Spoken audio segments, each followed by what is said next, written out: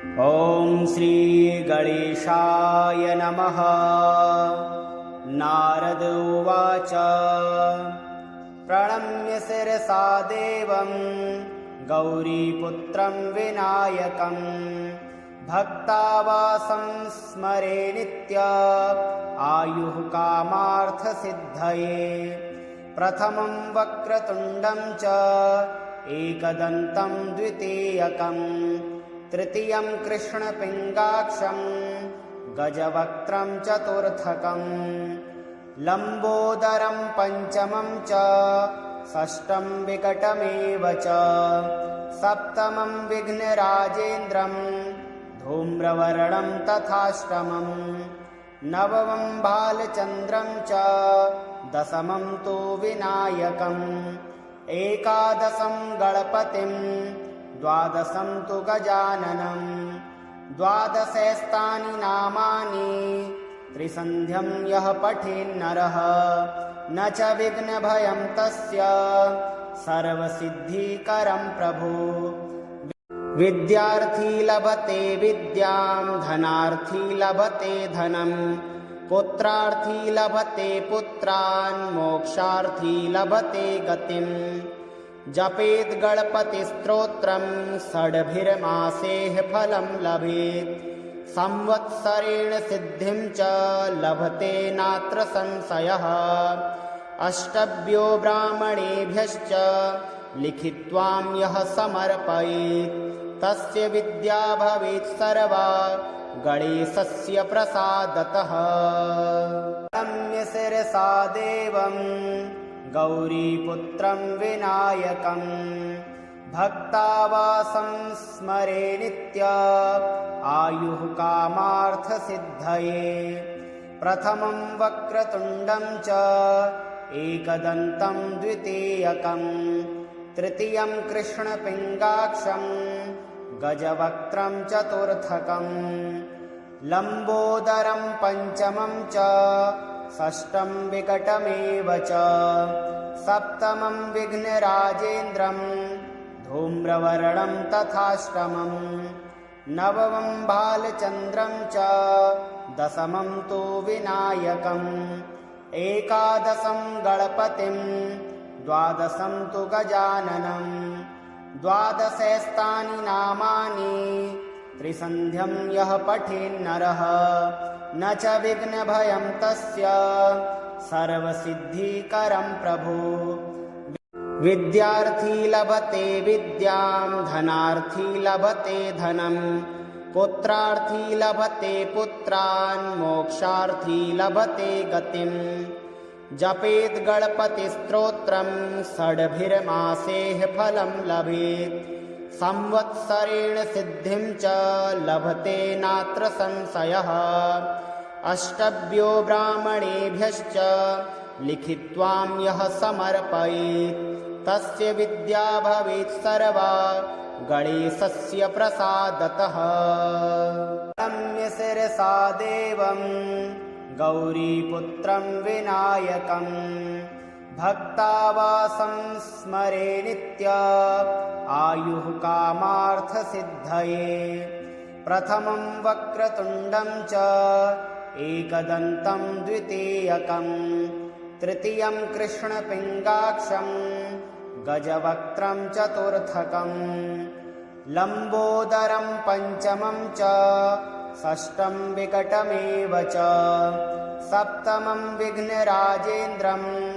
धूम्रवर्णं तथाष्टमं नवमं बालचन्द्रं च दशमं तु विनायकम् एकादशं गणपतिं द्वादशं तु गजाननं द्वादशैस्तानि नामानि त्रिसन्ध्यं यः पठेन्नरः न च विघ्नभयं तस्य सर्वसिद्धिकरं प्रभो। विद्यार्थी लभते विद्यां धनार्थी लभते धनं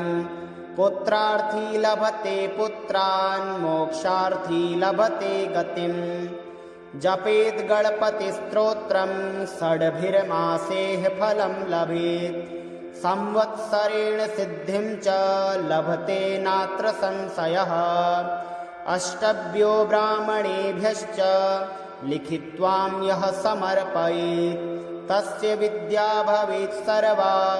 गणेशस्य प्रसादतः।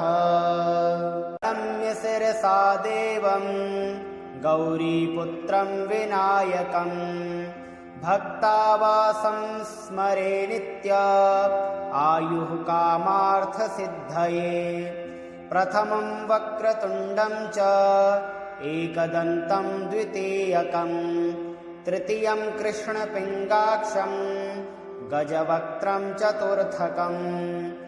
लम्बोदरं पञ्चमं च षष्ठं विकटमेव च सप्तमं विघ्नराजेन्द्रं धूम्रवर्णं तथाष्टमं नवमं बालचन्द्रं च दशमं तु विनायकम् एकादशं गणपतिं द्वादशं तु गजाननं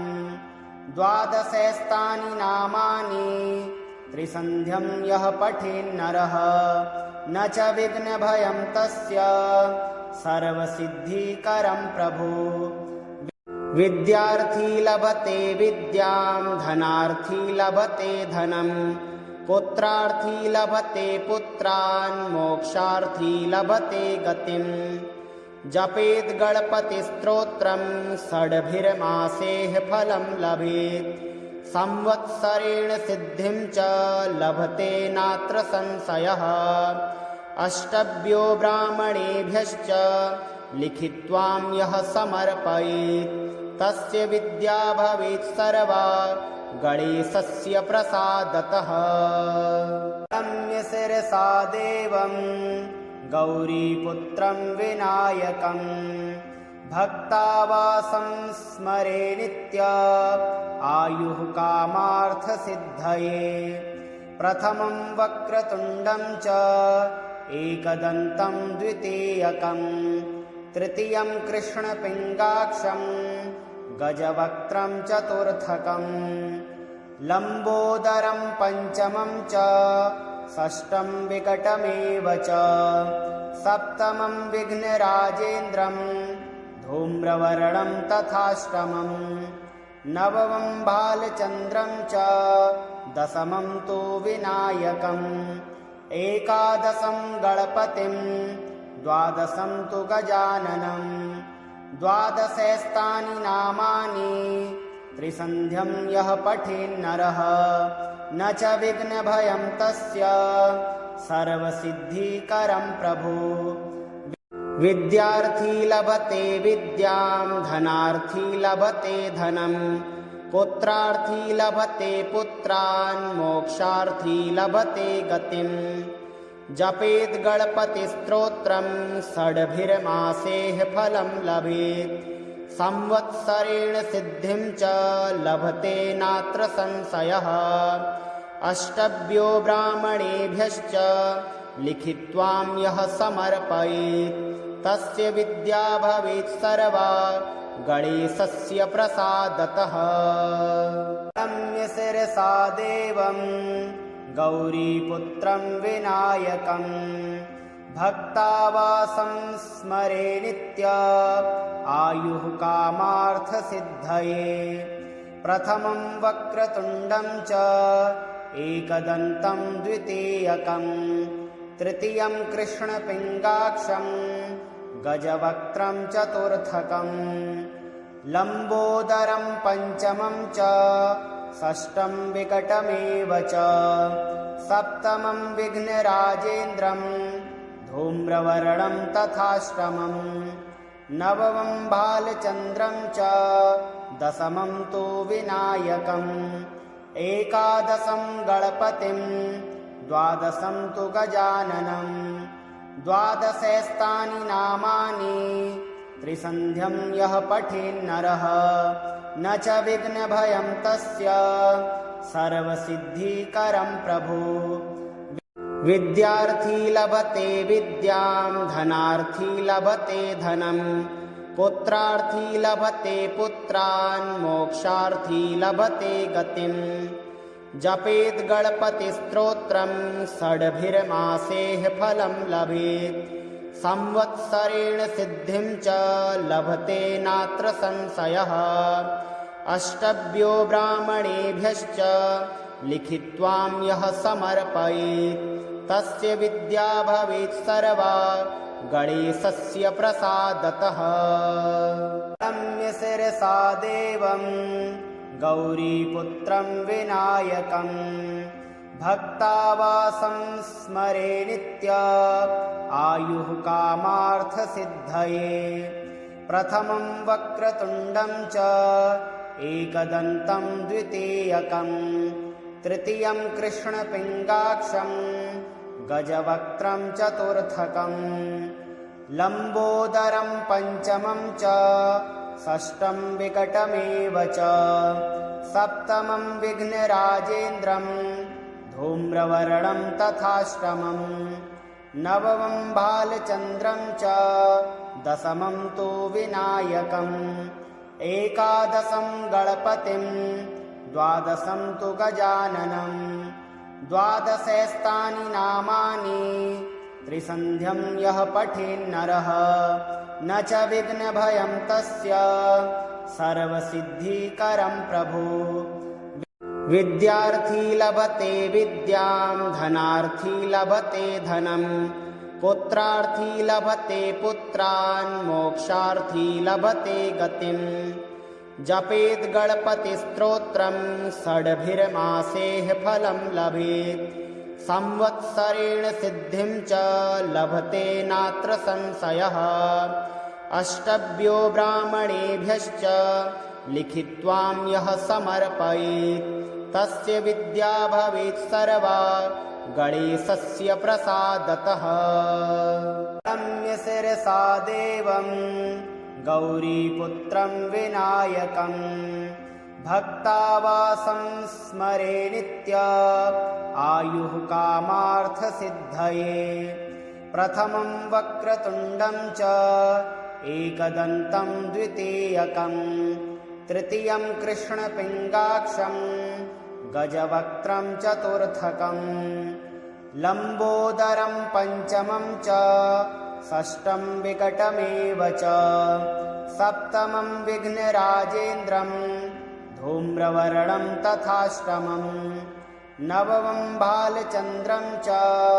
दशमं तु विनायकम् एकादशं गणपतिं द्वादशं तु गजाननं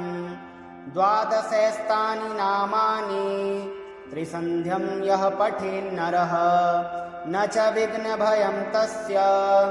सर्वसिद्धिकरं प्रभो विद्यार्थी लभते विद्यां धनार्थी लभते धनं पुत्रार्थी लभते पुत्रान् मोक्षार्थी लभते गतिं जपेत् गणपतिस्तोत्रं षड्भिर्मासेः फलं लभेत् संवत्सरेण सिद्धिं च लभते नात्र संशयः अष्टभ्यो ब्राह्मणेभ्यश्च लिखित्वां यः समर्पयेत् तस्य विद्या भवेत् सर्वा गणेशस्य प्रसादतः नम्य शिरसा देवं गौरीपुत्रं विनायकं भक्तावासं स्मरे नित्य आयुः कामार्थसिद्धये प्रथमं वक्रतुण्डं च एकदन्तं द्वितीयकं तृतीयं कृष्णपिङ्गाक्षं गजवक्त्रं चतुर्थकं लम्बोदरं पञ्चमं च षष्ठं विकटमेव च सप्तमं विघ्नराजेन्द्रं धूम्रवर्णं तथाष्टमं नवमं बालचन्द्रं च दशमं तु विनायकम् एकादशं गणपतिं द्वादशं तु गजाननं द्वादशैस्तानि नामानि त्रिसन्ध्यं यः पठेन्नरः न च विघ्नभयं तस्य सर्वसिद्धिकरं प्रभो विद्यार्थी लभते विद्यां धनार्थी लभते धनं पुत्रार्थी लभते पुत्रान् मोक्षार्थी लभते गतिं जपेत् गणपतिस्तोत्रं षड्भिर्मासेः फलं लभेत् संवत्सरेण सिद्धिं च लभते नात्र संशयः अष्टभ्यो ब्राह्मणेभ्यश्च लिखित्वां यः समर्पयेत् तस्य विद्या भवेत् सर्वा गणेशस्य प्रसादतः नम्य शिरसा देवं गौरीपुत्रं विनायकं भक्तावासं स्मरे नित्य आयुः कामार्थसिद्धये प्रथमं वक्रतुण्डं च एकदन्तं द्वितीयकं तृतीयं कृष्णपिङ्गाक्षं गजवक्त्रं चतुर्थकं लम्बोदरं पञ्चमं च षष्ठं विकटमेव च सप्तमं विघ्नराजेन्द्रं धूम्रवर्णं तथाष्टमं नवमं बालचन्द्रं च दशमं तु विनायकम् एकादशं गणपतिं द्वादशं तु गजाननं द्वादशैस्तानि नामानि त्रिसन्ध्यं यः पठेन्नरः न च विघ्नभयं तस्य सर्वसिद्धिकरं प्रभो विद्यार्थी लभते विद्यां धनार्थी लभते धनं पुत्रार्थी लभते पुत्रान् मोक्षार्थी लभते गतिं जपेत् गणपतिस्तोत्रं षड्भिर्मासेः फलं लभेत् संवत्सरेण सिद्धिं च लभते नात्र संशयः अष्टभ्यो ब्राह्मणेभ्यश्च लिखित्वां यः समर्पयेत् तस्य विद्या भवेत् सर्वा गणेशस्य प्रसादतः नम्य शिरसा देवं गौरीपुत्रं विनायकं भक्तावासं स्मरे नित्य आयुः कामार्थसिद्धये प्रथमं वक्रतुण्डं च एकदन्तं द्वितीयकं तृतीयं कृष्णपिङ्गाक्षं गजवक्त्रं चतुर्थकं लम्बोदरं पञ्चमं च षष्ठं विकटमेव च सप्तमं विघ्नराजेन्द्रं धूम्रवर्णं तथाष्टमं नवमं बालचन्द्रं च दशमं तु विनायकम् एकादशं गणपतिं द्वादशं तु गजाननं द्वादशैस्तानि नामानि त्रिसन्ध्यं यः पठेन्नरः न च विघ्नभयं तस्य सर्वसिद्धिकरं प्रभो विद्यार्थी लभते विद्यां धनार्थी लभते धनं पुत्रार्थी लभते पुत्रान् मोक्षार्थी लभते गतिं जपेत् गणपतिस्तोत्रं षड्भिर्मासेः फलं लभेत् संवत्सरेण सिद्धिं च लभते नात्र संशयः अष्टभ्यो ब्राह्मणेभ्यश्च लिखित्वां यः समर्पयेत् तस्य विद्या भवेत् सर्वा गणेशस्य प्रसादतः नम्य शिरसा देवं गौरीपुत्रं विनायकं भक्तावासं स्मरे नित्य आयुः कामार्थसिद्धये प्रथमं वक्रतुण्डं च एकदन्तं द्वितीयकं तृतीयं कृष्णपिङ्गाक्षं गजवक्त्रं चतुर्थकं लम्बोदरं पञ्चमं च षष्ठं विकटमेव च सप्तमं विघ्नराजेन्द्रं धूम्रवर्णं तथाष्टमं नवमं बालचन्द्रं च दशमं तु विनायकम् एकादशं गणपतिं द्वादशं तु गजाननं द्वादशैस्तानि नामानि त्रिसन्ध्यं यः पठेन्नरः न च विघ्नभयं तस्य सर्वसिद्धिकरं प्रभो विद्यार्थी लभते विद्यां धनार्थी लभते धनं पुत्रार्थी लभते पुत्रान् मोक्षार्थी लभते गतिम् जपेत् गणपतिस्तोत्रं षड्भिर्मासेः फलं लभेत् संवत्सरेण सिद्धिं च लभते नात्र संशयः अष्टभ्यो ब्राह्मणेभ्यश्च लिखित्वां यः समर्पयेत् तस्य विद्या भवेत् सर्वा गणेशस्य प्रसादतः रम्य शिरसा देवं गौरीपुत्रं विनायकं भक्तावासं स्मरे नित्य आयुः कामार्थसिद्धये प्रथमं वक्रतुण्डं च एकदन्तं द्वितीयकं तृतीयं कृष्णपिङ्गाक्षं गजवक्त्रं चतुर्थकं लम्बोदरं पञ्चमं च षष्ठं विकटमेव च सप्तमं विघ्नराजेन्द्रं धूम्रवर्णं तथाष्टमं नवमं बालचन्द्रं च दशमं तु विनायकम् एकादशं गणपतिं द्वादशं तु गजाननं द्वादशैस्तानि नामानि त्रिसन्ध्यं यः पठेन्नरः न च विघ्नभयं तस्य सर्वसिद्धिकरं प्रभु विद्यार्थी लभते विद्यां धनार्थी लभते धनं पुत्रार्थी लभते पुत्रान् मोक्षार्थी लभते गतिम् जपेत् गणपतिस्तोत्रं षड्भिर्मासेः फलं लभेत् संवत्सरेण सिद्धिं च लभते नात्र संशयः अष्टभ्यो ब्राह्मणेभ्यश्च लिखित्वां यः समर्पयेत् तस्य विद्या भवेत् सर्वा गणेशस्य प्रसादतः रम्य शिरसा देवं गौरीपुत्रं विनायकं भक्तावासं स्मरे नित्य आयुः कामार्थसिद्धये प्रथमं वक्रतुण्डं च एकदन्तं द्वितीयकं तृतीयं कृष्णपिङ्गाक्षं गजवक्त्रं चतुर्थकं लम्बोदरं पञ्चमं च षष्ठं विकटमेव च सप्तमं विघ्नराजेन्द्रं धूम्रवर्णं तथाष्टमं नवमं बालचन्द्रं च दशमं तु विनायकम्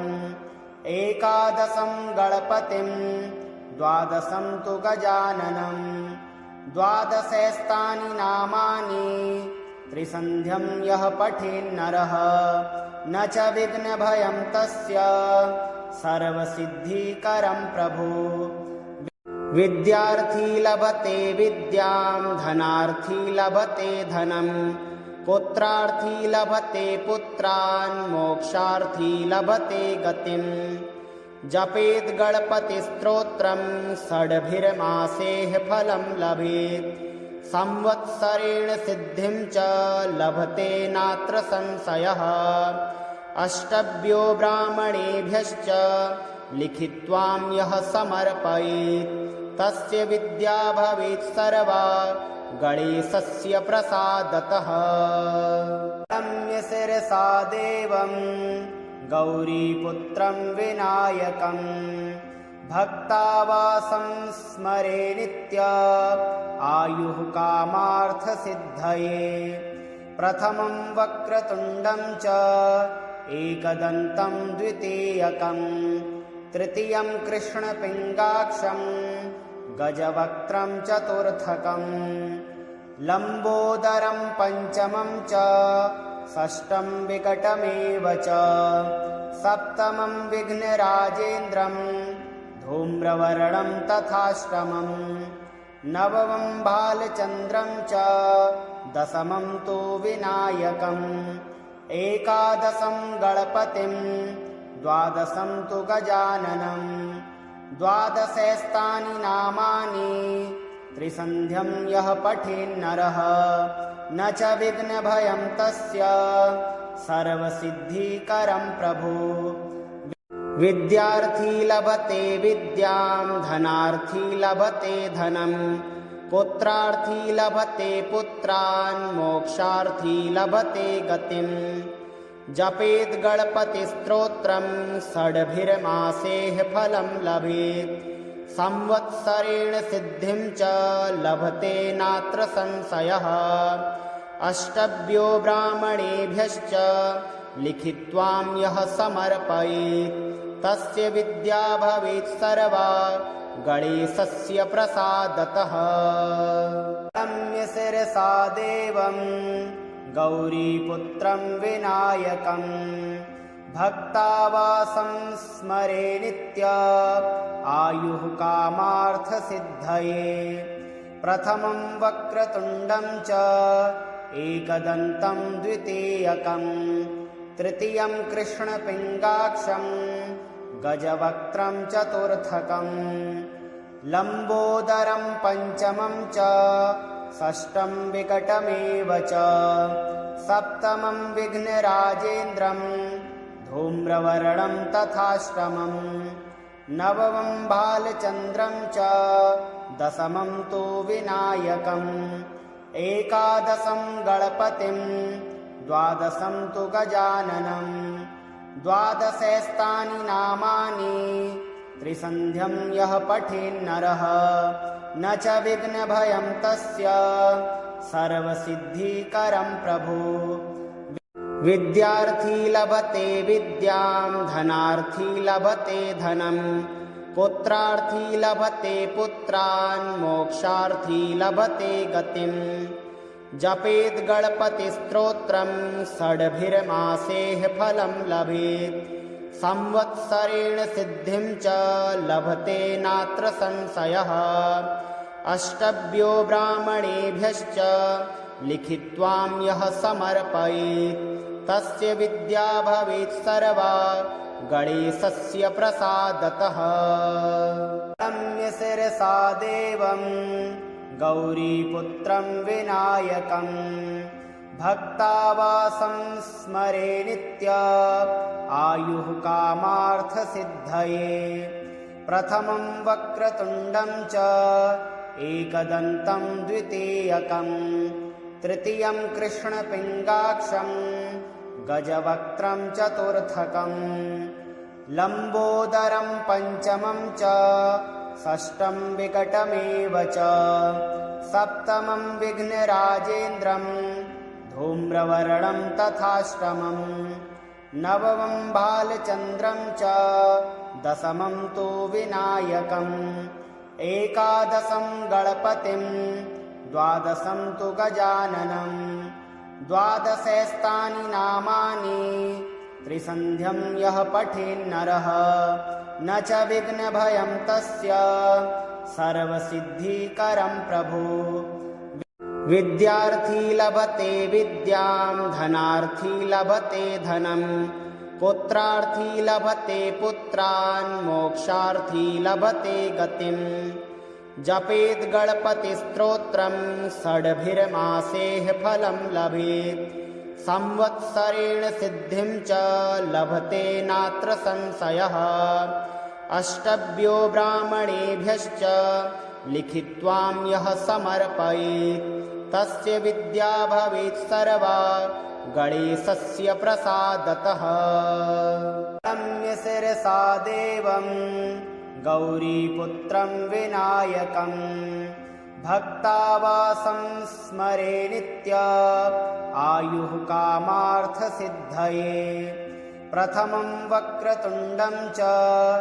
एकदन्तं द्वितीयकं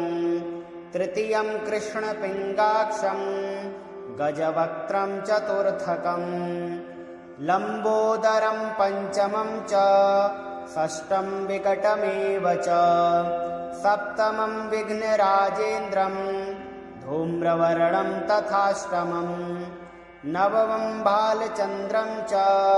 दशमं तु विनायकम् एकादशं गणपतिं द्वादशं तु गजाननं द्वादशैस्तानि नामानि त्रिसन्ध्यं यः पठेन्नरः न च विघ्नभयं तस्य